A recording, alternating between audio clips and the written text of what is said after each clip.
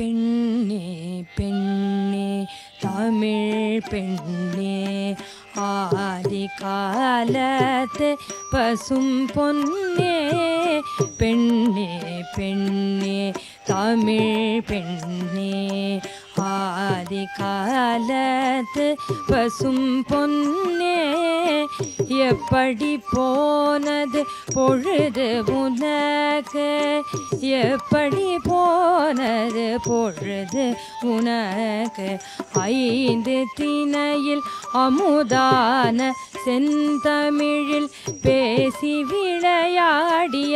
அகத்தியன் கண்ணே ஐந்து திணையில் அமுதான செந்தமிழில் பேசி விளையாடிய அகத்தியன்